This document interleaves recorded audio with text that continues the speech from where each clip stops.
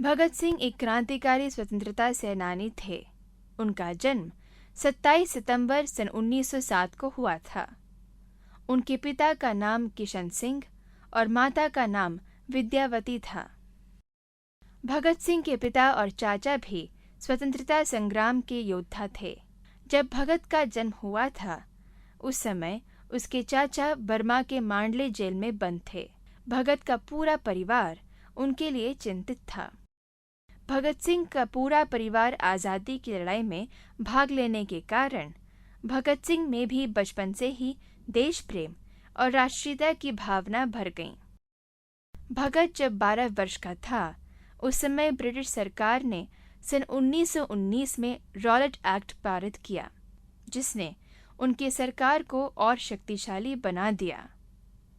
यह बात भगत को पसंद नहीं आई और वह अपने सहपाठियों को भी इस विषय में समझाते रहे। जलियांवाला बाग में रॉलेट एक्ट के विरोध में एक शांतिपूर्ण सभा का आयोजन किया गया था, परंतु डायर नाम के एक ब्रिटिश अधिकारी ने इस सभा पर गोलियां बरसाकर सैकड़ों लोगों को मार डाला। जलियांवाला बाग की घटना को देखकर भगत सिंह का दिल दहल गया। उसने वहां पड़े हुए कुछ सिक्के घटना की यादगार के रूप में अपने साथ घर ले गए। उसके बाद जब भगत ने नेशनल कॉलेज में दाखिला लिया, तब उनकी मुलाकात एक क्रांतिकारी नेता सुखदेव से हुई। भगत कॉलेज में राणा प्रताप जैसे कई नाटकों में भाग लिया करते थे। इधर उनके घर पर उनकी शादी की तैयारियां हो रही थीं, लेकिन वह शादी करना नहीं चाहते थे और वे घर छोड़कर कानपुर चले गए, जहां वे गणेश शंकर विद्यार्थी द्वारा प्रकाशित एक पत्रिका में काम करने लगे। भगत सिंह और उनके साथियों ने उस वर्ष कानपुर में दशहरा उत्सवों में ब्रिटिश सरकार विरोधी नारों के पर्चे बांटे। भगत सिंह के 2 साथियों को पुलिस ने गिरफ्तार कर लिया। अपने साथियों को छुड़ाने के लिए भगत सिंह को पुलिस से लड़ना पड़ा। जब उनके साथी छूट गए, तो उन्होंने पुलिस को चेतावनी देने के लिए हवा में पिस्तौल से कुछ गोलियां चलाईं। इन्हीं दिनों अपनी बीमार दादी माँ को देखने के लिए उन्हें लाहौर जाना पड़ा।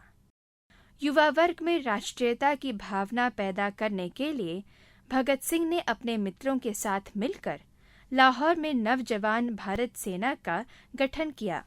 लाला लाजपत राय के नेतृत्व में 30 अक्टूबर सन 1928 को साइमन कमीशन के खिलाफ आंदोलन किया गया। आंदोलनकारियों पर पुलिस ने डंडे बरसाए, जिसमें लाजपत राय बुरी तरह से घायल हो गए।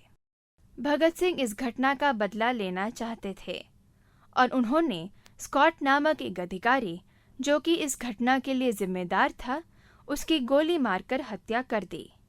भगत सिंह भेष बदलकर कलकत्ता भाग गए।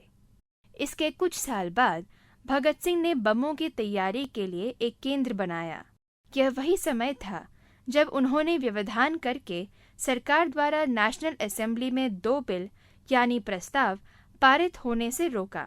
8 अप्रैल 1929 को जब असेंबली विधानसभा में बिल पारित होने जा रहे थे, तब भगत सिंह और उनके साथियों ने सभा में बम फेंककर उत्पात मचाया।